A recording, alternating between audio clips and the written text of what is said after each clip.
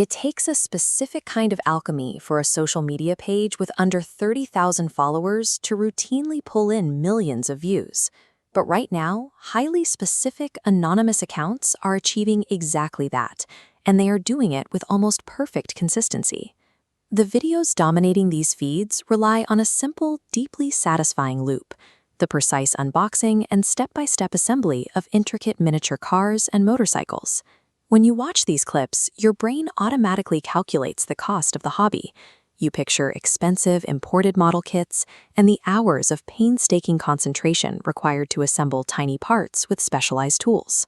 Capturing that process smoothly on camera requires its own massive investment: complex overhead lighting rigs, macro lenses, and meticulously crafted physical dioramas. Except none of those physical items actually exist. Every piece of plastic, every tool, and every hyper-realistic hand snapping components together is completely synthesized.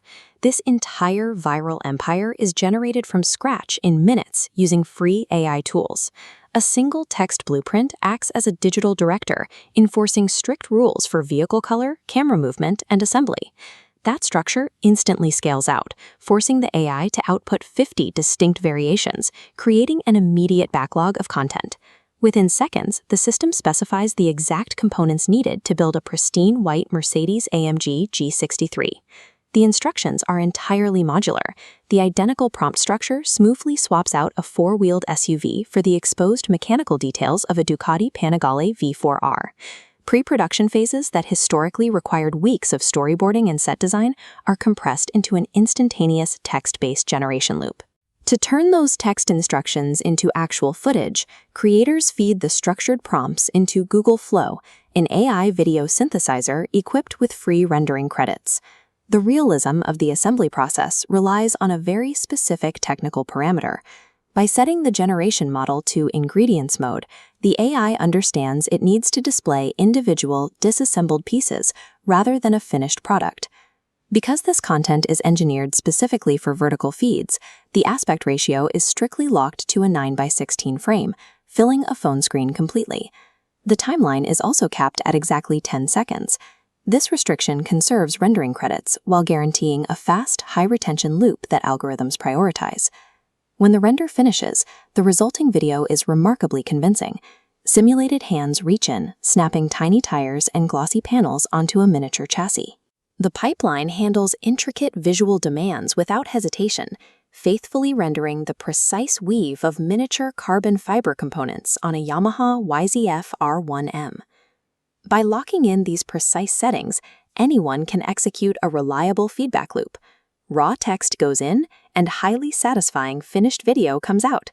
The technical skill barrier to creating high-end miniature animation simply no longer exists. Because tools like Google Flow can generate a polished video in minutes, the traditional moat protecting visually complex content has collapsed. Producing this tier of animation used to demand expensive 3D modeling software, costly monthly subscriptions, and a steep learning curve.